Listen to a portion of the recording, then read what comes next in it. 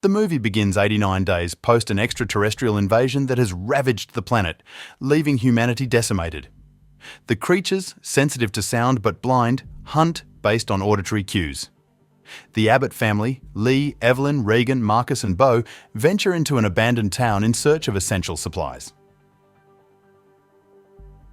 They make as little noise as possible and communicate entirely with American Sign Language to maintain their silence and because Regan is deaf.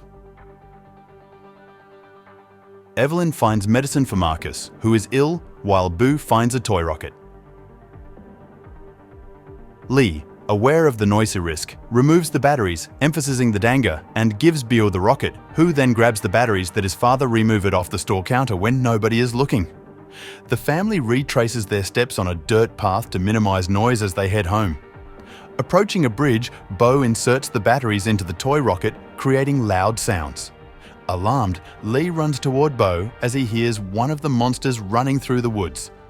Before Lee can reach Bo, an enormous extraterrestrial creature dashes out of the forest and snatches the boy, killing him. The film reveals that 3 months before, the Earth was invaded by the extraterrestrial creatures who are sightless but possess hypersensitive hearing and nearly indestructible armored skin. The creatures have wiped out most of the human and animal populations on the planet. More than a year later, Evelyn is pregnant and approaching her due date. Lee tends to the family farm and tries to establish radio communication using Morse code, but without success.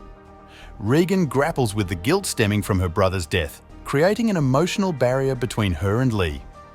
Lee endeavors to construct a cochlear implant for Regan, but his unsuccessful attempts exacerbate the tensions between father and daughter. One day, Lee takes Marcus fishing near the falls, despite Marcus's fear of being in that area. Regan offers to join, but Lee instructs her to stay and assist her mother. It is clear that there are tensions between Lee and Regan. As they reach the falls, Lee assures Marcus that it's safe to talk there due to the loud sounds of the river masking any noise they might make. For the first time in a while, they can communicate verbally. Marcus shares with Lee that Regan holds herself responsible for what happened to Bo and questions if Lee feels the same way. Lee denies it. Marcus encourages him to express his love to Regan, urging Lee to convey his feelings to her. Back at the family's farm, Evelyn's water breaks. She heads to the basement to prepare as it is soundproof, but she steps on a nail on the staircase, causing her to yelp in pain and drop a family picture that shatters. The noise attracts one of the monsters to the house. In response, Evelyn turns on the red lights, signaling to Lee about the danger. The creature begins to stalk Evelyn in the house.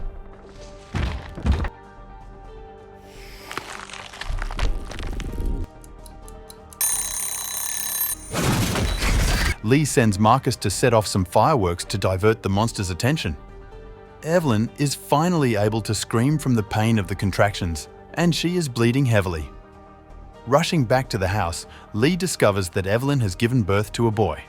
He quickly takes them to the basement, where he places an oxygen mask on the baby and puts him in a box to muffle any cries that might attract the monster.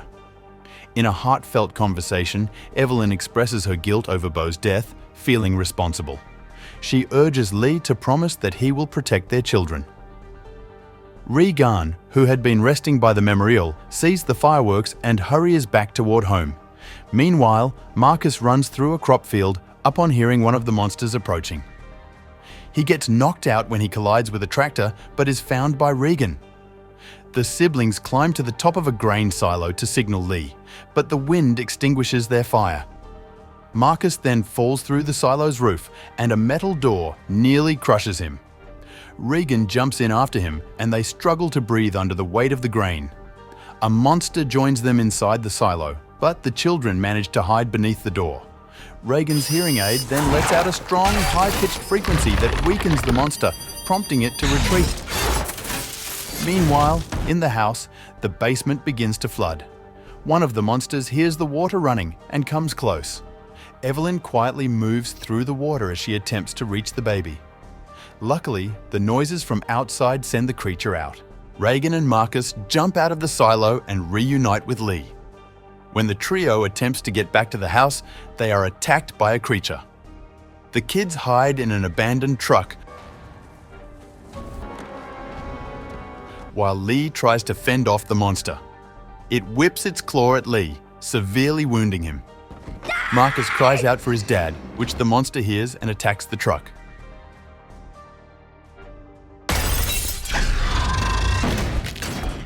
Lee, wounded and bleeding, signs to his daughter that he loves her and always has. He then screams to attract the monster, and it kills him. Evelyn witnesses this through the security cameras. Marcus releases the parking brake on the truck, allowing it to roll to safety. The kids reunite with their mother in the basement of the house. They run to the basement for safety. Evelyn keeps Marcus in the corner to protect the baby. Reagan realizes that the feedback sound made by her hearing device causes the creature to feel pain after seeing some of her father's notes in his office. One of the monsters then makes its way into the basement as Evelyn arms herself with a shotgun. Reagan places the earpiece next to a microphone, amplifying the feedback. The creature begins to convulse and exposes the flesh underneath its armored head. Evelyn uses Lee's shotgun and shoots the creature in its exposed head, killing it. Evelyn and Reagan view two more creatures approaching the house through Lee's security cameras, drawn by the shotgun blast. Reagan looks at her mother, and Evelyn nods at her daughter. Now that they know how to kill the creatures, mother and daughter ready themselves to fight. Reagan turns up the volume on the microphone, and Evelyn, with a smile, cocks the shotgun. If you enjoyed this recap, don't forget to like, subscribe, share, so you never miss our future explorations of timeless classics and hidden gems. Until then, happy watching, and I'll catch you in the comments.